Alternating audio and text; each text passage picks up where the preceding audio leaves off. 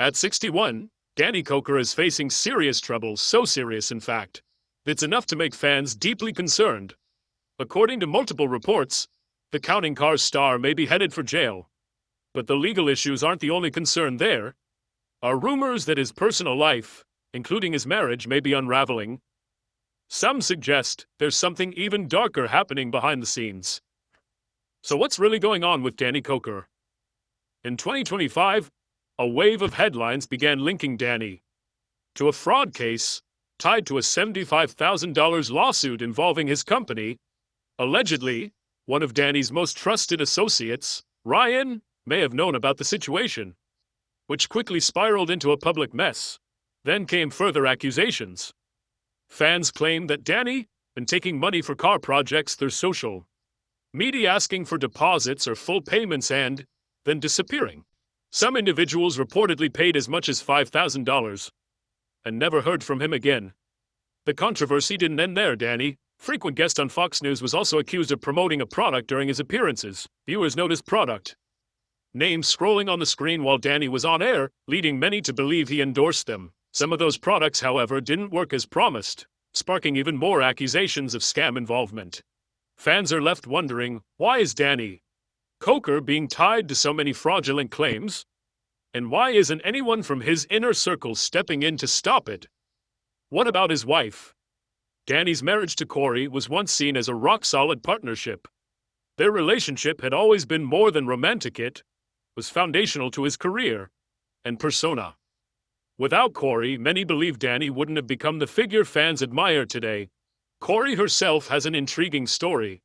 Born in Las Vegas but raised in Chicago, she has a passion for entertainment and rock music, something that brought her and Danny even closer. But despite their bond, questions linger. Did she know what was happening? And if so, why didn't she step in? Cory Coker always had a passion for music and she tried to turn that love into a career. She joined a rock band with a few close friends as the lead singer, hoping to make it big. While the band never quite took off, Cory never let go of her passion. She continued singing at karaoke bars whenever she had the chance, keeping her musical spirit alive. When a professional music career didn't pan out, Cory set her sights on the broader world of entertainment. She enrolled in college to study broadcasting and, after graduation, interned at several local TV stations in her hometown. Her first job was as a camera operator, but she quickly climbed the ladder, eventually becoming a production coordinator. Life was good, but Cory wanted more. With her unique mix of creativity, drive, and media experience, she transitioned into entrepreneurship. Little did she know, all the skills she'd picked up over the years would one day make her the rock that her husband, Danny Coker, would lean on. Cory met Danny and the two married in 2015. To the public, Danny seemed to have it all. But to Cory, he was a blank canvas full of potential.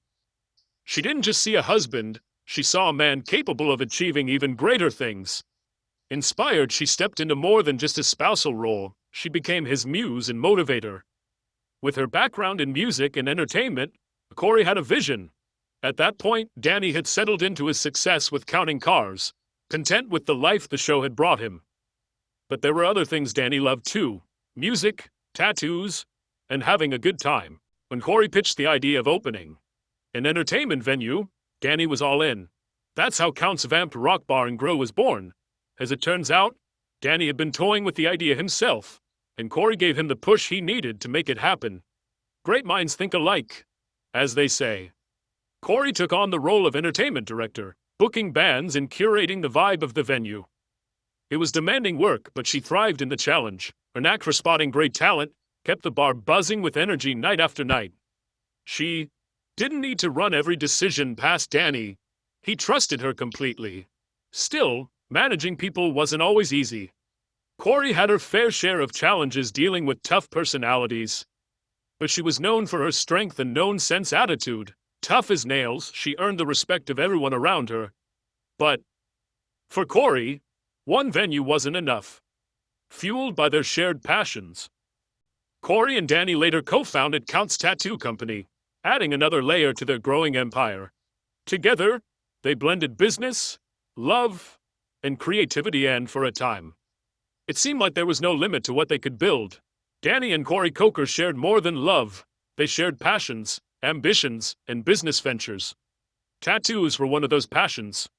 So when the couple decided to commercialize it by opening Count's Tattoo Company, it felt like a natural move. Would Danny have come up with something like this without Cory's influence? Probably not. That's what makes her such a crucial figure in his life. She's not just a partner, but a catalyst for many of his most successful endeavors. Their relationship has been foundational to Danny's rise, especially after he formed his heavy metal rock band, Count 77, in 2014. Naturally, Cory stepped in as the band's manager. But not everyone welcomed this career turn. Some reports point out that Danny is an ordained minister, something that, in some circles, seems at odds with fronting a rock band. Still, that never bothered him or Cory. She took full control of the band's branding, managed bookings, and even secured regular gigs at their own venue, Count's Vamped Rock Bar and Grill. This all became especially important after Danny left. Counting Cars in December 2021, a decision that surprised many. It also sparked speculation. Could leaving the show be the reason behind the allegations of fraud that later surfaced? Or is there something deeper at play? Whatever the truth, one thing is clear. Danny loves Cory deeply. So, when false rumors began circulating in 2022 that Cory had died in a car crash, fans were devastated, not just for Danny, but for the entire world they had built together. Some even questioned whether Danny would ever be able to work on cars again, knowing that his wife had supposedly died in one. Thankfully, the rumor was just that, a rumor. Cory was alive, and the couple continued their journey, both in love and in business. The two are so connected, so immersed in their joint projects, that they've openly chosen not to have children. Their focus is each other and their ventures. But that closeness has sparked new questions. Could working together so intimately bring tension? Could a business dispute be affecting their relationship? So far, there's no evidence of a falling out. Cory remains active on social media, and while the couple is in the public eye, they've mastered the art of keeping their personal matters private. Still, in the world of Hollywood and reality TV, secrets rarely stay hidden forever. If there's trouble in paradise, it may only be a matter of time before it surfaces. Do you think they're hiding something? Even the strongest couples face challenges, and Danny is no stranger to conflict. In fact, one major behind-the-scenes conflict during Counting Cars nearly tore him apart. Some wonder if that experience was the breaking point, if it planted the seeds for the troubling behavior he's now accused of. Were there red flags fans ignored? After all, Counting Cars wasn't just a TV show for Danny, it was his identity. Long before the cameras, before the fame, Danny Koker was all about cars. That world was his comfort zone, and losing it may have unmoored him more than anyone realized. Count's Customs, the iconic garage at the heart of Counting Cars, had been up and running long before the idea for the show ever existed. So if Danny Koker's story didn't begin with Counting Cars, where did it begin? Danny was no stranger to the spotlight. You could say he was born for it. At just 11 years old, he performed at Carnegie Hall alongside members of the Koker family band. Music ran deep in his blood. His father was a talented musician who played with renowned acts like the Foggy River Boys, the Oak Ridge Boys, C.L. Franklin, Mahalia Jackson, and many others. But life as a musician was unpredictable. Even with some success, gigs weren't always steady. To support his family, Danny's father took a job at the Ford Motor Company in Detroit. That's where Danny's fascination with cars began. Watching his father work on them planted a seed that would eventually grow into a full-blown passion. Over time, Danny's father began collecting and restoring cars, and Danny followed suit. His interest expanded into motorcycles, and though he had no formal training, Danny taught himself everything. He learned by watching, trying, failing, and most importantly, never giving up. He was determined to bridge the knowledge gap between himself and those who had formal education or apprenticeships in the field. Relentless dedication became an expert in automotive history and mechanics. In the 1980s, Danny opened his own garage, But cars weren't his only love. Danny was also a born entertainer. That drive took him to Las Vegas, where he eventually crossed paths with Rick Harrison, owner of the Gold and Silver Pawn Shop. The focus of the hit show Pawn Stars, the two became friends. And when Pawn Stars began airing in 2009, Rick saw Danny's charisma and knew he'd be perfect on screen. Danny became the go-to guy whenever a car rolled into the shop. Quickly becoming a fan favorite, long before national fame, Danny had dabbled in local Vegas television. On KFBT, he hosted late-night horror movie marathons, dressed as a vampire Elvis hybrid. His personality was so magnetic, he earned the nickname The Count, a name that would soon become legendary. Recognizing Danny's on-screen appeal, History Channel launched Counting Cars in 2012. A Pawn Stars spin-off centered on Danny's garage, Count's Customs. The show gave viewers an inside look at his custom builds, business dealings, and team dynamics. Audiences were hooked, but the road wasn't always smooth. Behind the scenes, Counting Cars faced serious challenges. Lesser shows might have crumbled under the pressure, but not this one. Danny's mix of grit, talent, and showmanship helped steer the show through the storms, cementing his place as both a car guru and a beloved TV personality. Many people doubted the authenticity of Danny's show. While skepticism about reality TV is common, critics of Counting Cars were especially harsh, accused Danny of faking interactions just for entertainment. Some car experts who've bought cars themselves claimed that when Danny approaches strangers to buy their vehicles, the conversation seems staged rather than genuine. According to these experts, real customer interactions and car negotiations are often chaotic and unpredictable. But on Counting Cars, the deals always seem to smooth and flawless. Unfortunately, the criticism didn't stop there. These experts also questioned Danny's knowledge, labeling him more of a showman than a true car expert. They pointed out several factual errors Danny made about cars on the show, surprising given his self-taught background and claimed expertise. Some viewers and industry insiders began to avoid the show because of these ongoing issues. In response, Danny started double-checking facts before each episode aired in later seasons to avoid mistakes. So what do you think? Is Danny a genuine expert? Or is he relying on his charisma and showmanship to mask any technical shortcomings? Speaking of shortcomings, some customers also had negative things to say about Danny. While on camera, customers always appeared satisfied with the work done at Count's Customs. Some claimed that once filming stopped, communication was poor, and the quality of work sometimes didn't meet expectations. The show portrayed Danny as a car legend who always did the right thing. But a Las Vegas-based couple saw things differently. They felt Danny lacked integrity. In 2014, just 2 years after Counting Cars premiered, the couple sued Danny.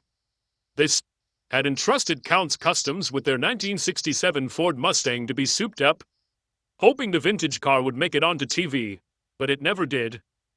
Things got complicated when the couple alleged that Count's Customs gave them a pickup date, but had no intention of delivering the car on that day. They also claimed the shop hadn't even started work on the car, and that the modifications planned were not what they had agreed upon. After requesting a refund and receiving none, the couple decided to sue for $50,000. This was a difficult time for Danny, but it wasn't the last legal challenge his business faced. The next incident was even more serious, one that nearly destroyed Count's Customs and shook people's confidence in Danny's ability to run a business. In 2017, Count's Customs discovered discrepancies in the company's financial records. It quickly became clear that someone within the business was stealing from them. The discovery of internal theft was a shocking blow. On the surface, everyone in Danny's crew seemed trustworthy and committed to growing the business. But reality proved harsher. Not everyone had good intentions. Not even those Danny had known for years. After an investigation, the culprit was identified: Joseph Frontier. The entire crew was stunned. Count's Customs swiftly fired Joseph and filed a lawsuit against him for $75,000. It was revealed that Joseph had been using company funds for personal expenses, buying airline tickets, paying for his own car, and more. Fans of the show were taken aback and began to question what other problems Danny might be hiding. Some blamed Danny's leadership, while others felt he wasn't at fault. Regardless, the lawsuit exposed the vulnerabilities in Danny's business, which didn't inspire much confidence among customers. Rumors even spread that Count's Customs had shut down due to financial losses. However, the garage only wobbled briefly and bounced back quickly. The business continues to thrive today. But the same couldn't be said for Danny himself. The 2017 embezzlement case seemed to mark the start of a difficult period for him. Allegedly, he later ended up in jail, though it's important to clarify, this wasn't for the accusations discussed earlier in the story. In fact, Danny was never arrested or formally charged. Those earlier allegations were baseless lies, but the damage to his reputation was real and costly. Neither Danny nor Ryan, whom Danny had vouched for, were aware of Joseph's theft. As for Danny's online presence, he maintains only one official social media account on X, formerly Twitter. He has never asked customers to send deposits through this platform or any unofficial channels. The correct way to contact Count's Customs is through their official website or mailing address. Customers who have been scammed are advised to visit the garage's website and follow the instructions there. If anyone claiming to be Danny asks for deposits outside these official channels, customers should be very cautious and avoid them. But will people listen? Should Danny make this kind of announcement on national television? Danny might be hesitant, especially considering the scams impersonating him that occurred during his appearances on Fox. Each time he went on air, impersonators edited the news crawl at the bottom of the screen, making it appear as though Danny was endorsing certain products. These edits were so convincing that even close friends of Danny were misled into buying those products. Fox News was understandably upset by these incidents, which damaged their relationship with Danny. Whether they will fully mend that relationship remains to be seen. Think about the level of publicity and trust Danny has lost due to people acting in his name without permission, a major challenge for any public figure. Just imagine the sales Danny could have made if those customers hadn't been scammed by impersonators pretending to be him. Exhausted by the ongoing issues, Danny has made repeated announcements warning people not to fall for scams and to only contact him or his business through official channels like phone or mail. Maybe these warnings help, but it doesn't seem like they're enough. When he's not battling false claims that he's in jail, rumors circulate that Danny is dealing with health problems.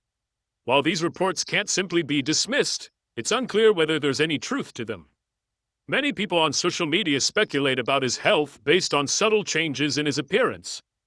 However, these changes could just be due to aging rather than illness. Back in 2009, in one of the few times he shared personal information publicly, Danny revealed that he has type 2 diabetes. Still, there's no evidence that his health is currently critical. Just as there's no truth to the false claims of his death circulating online, Danny seems to have bad luck when it comes to social media rumors, despite numerous he's dead reports. We can confirm that he is very much alive and well. Over the years, Danny has faced many challenges: doubt, harsh criticism, and lies. Now at 61, he may have lost some of his youthful energy, but he remains ambitious, resilient, and ready to accomplish great things.